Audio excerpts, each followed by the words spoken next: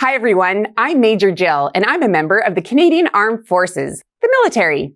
I'm here today with my friends, the calf puppets. They're in the military too, and they're going to help me tell you what it means to wear our uniforms and how we're there to help people when they need it.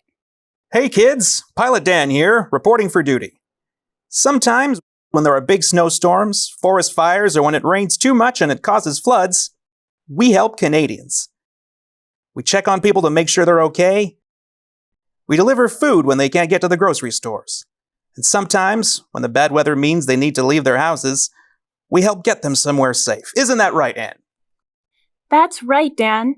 And over the past 2 years, as people have been dealing with the COVID-19 virus, we've been there to help as well. But we don't just help Canadians. Sometimes, our friends in other countries need help too.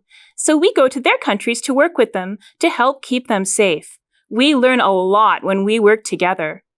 And sometimes, when people are putting our friends in danger or hurting them, we have to fight in wars. Wars can be scary and dangerous, so people have to be very brave to sign up and to help. When somebody wears a uniform, like we're wearing right now, it means that they've joined the military to help other people, even if they might get hurt. And when they were in the military, but aren't anymore, we call them veterans. Every year in November, we celebrate Veterans Week. It's a time to think about everything they did and share stories. Maybe you've seen people around you wearing poppies. The poppy is a symbol that we're thinking about our veterans and that we're thankful for everything they've done. Our great-grandparents fought in a big war called the First World War more than 100 years ago. And 25 years ago, a lot closer to today, our parents helped keep Canadians safe after a huge storm, Ice Storm 98. We'd like to tell you some stories about the things they did, so you can learn about what it means to be a brave member of the Canadian Armed Forces and how special our veterans are. And our friend Squeaker the carrier pigeon is going to help us too. So let's go back in time to 1917 and halfway across the world in France. Who are you writing a letter to, Dan? I'm writing a letter to my parents back home in Canada. I want to tell them about the battle I was just in and let them know that I'm a bit hurt, but I'll be okay. I want to make sure everything I say sounds good. Can I read it to you? Of course. I want to learn more about the battle, too.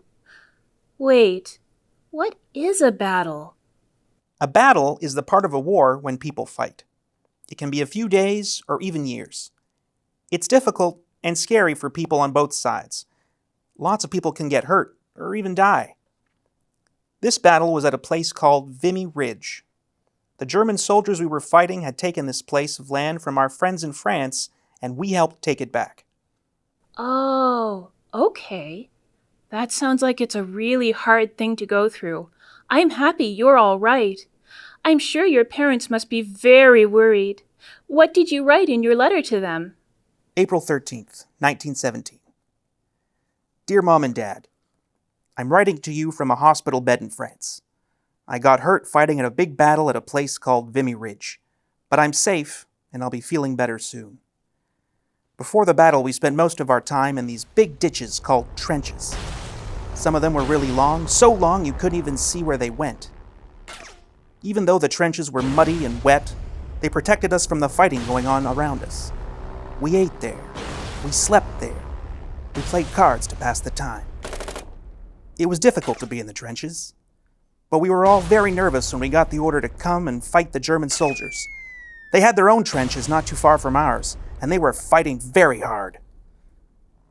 We came out of the trenches in the early morning on April 9th, and we didn't stop fighting for 4 days. It was hard, scary work.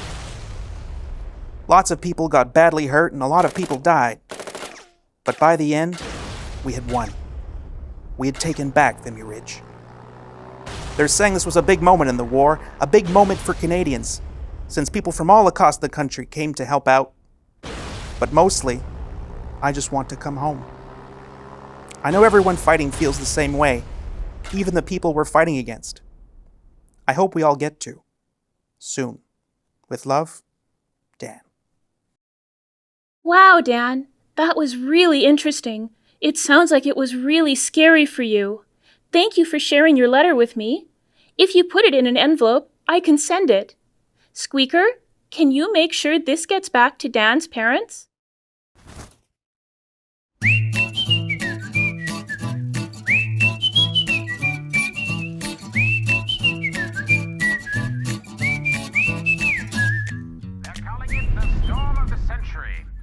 Storm across eastern Canada and into the United States. Today is January 5th, 1998. Yesterday, this heavy storm hit. Tens of thousands of Canadians have lost power, and some of them have had to leave their homes. Ontario, Quebec, and New Brunswick have called a state of emergency and asked for the military to help out. By the end of the week, more than 15,000 people in uniform will be called up to help out their neighbors. Hey, Anne, all this shoveling has made me tired. Me too, but I'm happy we're doing something to help all these people. It feels good to help keep families safe by making sure they have a warm place to sleep and food to eat. I know there are lots of other military members helping clear tree branches that have fallen down, cleaning roads, and even helping to turn the power back on. For sure. And all of this while our own families are dealing with these problems too. It's hard to be away from them, but I'm happy to know that Canadians all across the country are helping out however they can. Hi, I couldn't help but hear you talk about the great work you're doing helping people get through this storm. Can I take your photo for tomorrow's paper? Yes, of course. Okay, say cheese. It's so great that we have these stories to learn from. Stories from 100 years ago, stories from 25 years ago, and even more recently. And the history of the calf is still being written by people like us, who are serving now. These stories are so important. They tell us a lot about who we are as Canadians and how our parents and grandparents helped keep us and our friends safe. And today, CAF members are still keeping people safe in Canada and all around the world. Our job isn't easy. It can be scary and it can be dangerous. So when you meet a Canadian Armed Forces member or a veteran, tell them thanks for everything they do to keep us safe during wars and when danger strikes here at home too. And try to learn about the stories of people in your own lives so you can share them with your friends too. I'm so happy we get to share these stories with great kids like you. Thanks for listening to us today.